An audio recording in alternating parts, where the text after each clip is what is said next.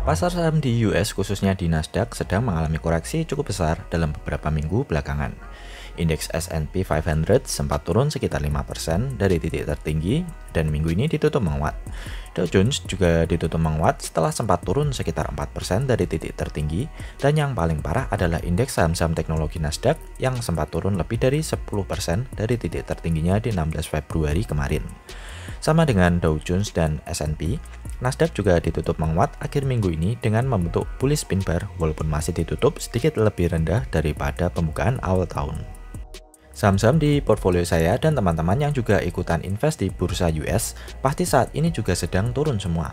Sebelum bahas lebih jauh, menurut saya penurunan ini hanyalah koreksi, bukan market crash. Beda dengan penurunan saat pandemi tahun lalu. Ditambah earnings kuartal 1 2021 dari sebagian besar saham-saham unggulan seperti Apple, Google, Facebook, Amazon hingga Microsoft yang sangat baik. Jadi tidak perlu khawatir berlebihan. Justru ini adalah kesempatan beli khususnya bagi teman-teman yang kemarin belum sempat masuk. Market ditutup menguat di akhir minggu ini setelah 2 minggu market turun terus. Apple, Microsoft, Google, Nvidia, Amazon, dan sebagian besar saham ditutup menguat. Semoga saja akhir Maret bisa ditutup positif. Penyebab market crash beberapa minggu ini adalah karena bond yield yang mengalami kenaikan.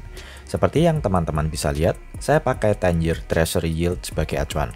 Saat ini yield sudah berada di atas 1,5%.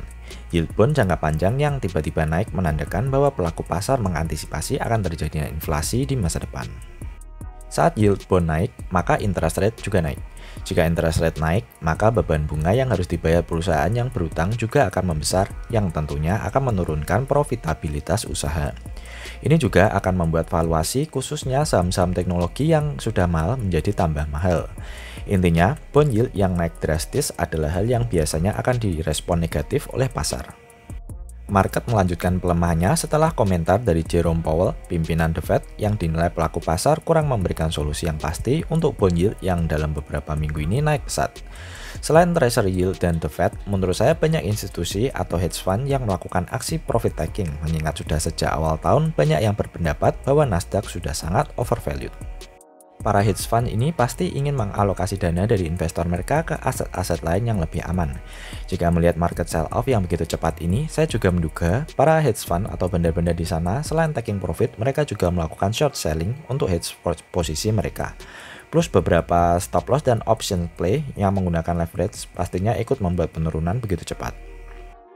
Jika kita lihat dengan perspektif teknikal seperti pada grafik berikut yang saya ambil dari CNBC, menurut saya kenaikan bond yield juga bisa disebabkan karena sepanjang 2020 yang lalu, bond yield sudah berada di area oversold, sedangkan stock market sudah berada di area overbought.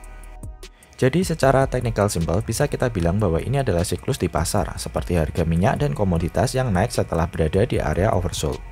Yield bond jangka panjang yang naik turun adalah hal yang biasa, tapi jika bond yield tiba-tiba mengalami kenaikan yang cepat seperti saat ini, maka market khususnya pasar saham biasanya akan diliputi kepanikan.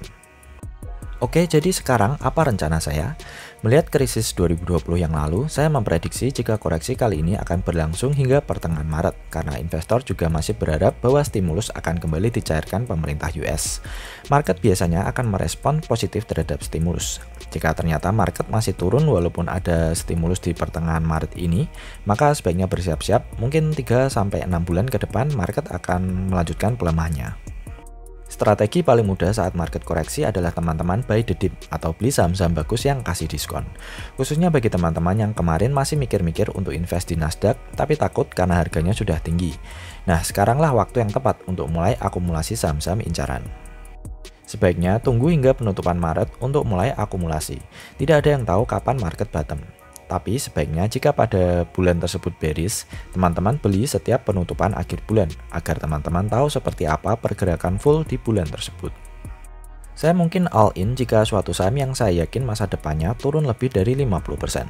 Jika penurunan baru 10 atau 20%, sebaiknya bagi modal atau dollar cost untuk siap-siap masuk lagi di harga yang lebih rendah.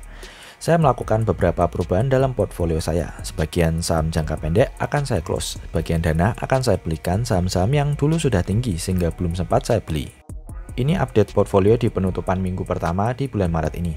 Buat yang ingin ikut mencoba invest di saham-saham luar, silahkan cek info lebih lanjut di deskripsi. Return terbesar masih dipegang oleh Fiverr, Tesla, dan Xiaomi. Sedangkan saham-saham yang baru saya beli seperti Ihang, Jumia, CRISPR, dan Nano Dimension masih floating loss karena kondisi market bulan ini memang sedang bearish. Saya baru saja melakukan sedikit rebalance dalam portfolio di mana saya jual beberapa saham seperti Dropbox, SLV, Unity untuk saya belikan saham lain yang dulu tidak sempat saya beli karena harganya yang terlalu tinggi secara teknikal seperti CRISPR dan Nano Dimension. Nano Dimension timingnya kurang tepat karena saya beli persis sebelum market koreksi sehingga floating loss-nya paling besar sejauh ini. Jika masih takut untuk pasang posisi, coba teman-teman ingat lagi di bulan Maret kemarin saat market crash cepat karena lockdown, di mana banyak yang ketinggalan karena mengira market akan terus turun dan ternyata melakukan V-shape recovery hingga awal Januari. Mungkin koreksi kali ini berbeda, bisa lebih lama, bisa lebih cepat. Tapi sebaiknya kita sudah pasang posisi dahulu saat harga diskon sudah di depan mata. Selanjutnya, kita tinggal mengumpulkan uang saja untuk dana cadangan jika ternyata market terus turun. Buat teman-teman yang pemula dan bingung harus beli saham apa, saya sarankan teman-teman beli saham-saham FANG, yaitu Facebook kode FB, Apple kode AAPL, Amazon kode AMZN, Netflix kode NFLX, dan Google kode GOOG. Saham-saham ini adalah saham-saham yang paling aman dibandingkan dengan yang lain karena merupakan yang terbaik dari segi apapun. Dari model bisnis, produk, database konsumen, potensi masa depan, hingga balance sheet. FANG Stocks juga harganya tidak terlalu volatile jika dibandingkan dengan saham-saham teknologi lainnya seperti Tesla. Jadi sesuai bagi teman-teman yang tidak bisa melihat pergerakan yang terlalu liar di dalam portfolio. Pilihan saham lain yang tidak terlalu volatile selain dari sektor teknologi adalah saham-saham seperti Disney, kode DIS, Walmart, kode WMT, McDonald's, kode MCD, Nike, kode NKE, Pepsi, kode PEP, P&G, kode PG, hingga Johnson & Johnson, kode JNJ. Untuk saham-saham yang lebih volatile, artinya naiknya banyak dan turunnya juga banyak, teman-teman coba perhatikan sahamnya Tesla, kode TSLA, dan NIO, kode NIO. Dua big player di industri electric vehicle. Kemudian Zoom kode SZM dan Fiverr kode FVRR untuk saham-saham di industri work from home. Di sektor big data, teman-teman cek sahamnya Palantir kode PLTR dan Snowflake kode SNOW. Keduanya adalah big player di bidang pengolahan data berdasarkan AI. Kemudian ada Airbnb kode ABNB, Virgin Galactic kode SPCE jika teman-teman yakin dengan potensi space exploration. Roblox juga menarik untuk ditunggu yang sebentar lagi akan melakukan IPO dengan direct listing. Hampir semua saham turun saat ini, jadi jangan takut. Lihatlah penurunan saham sebagai kesempatan untuk membeli. Mungkin market 2021 sedang kasih kesempatan kedua bagi teman-teman yang belum sempat ambil di harga Maret 2020 kemarin.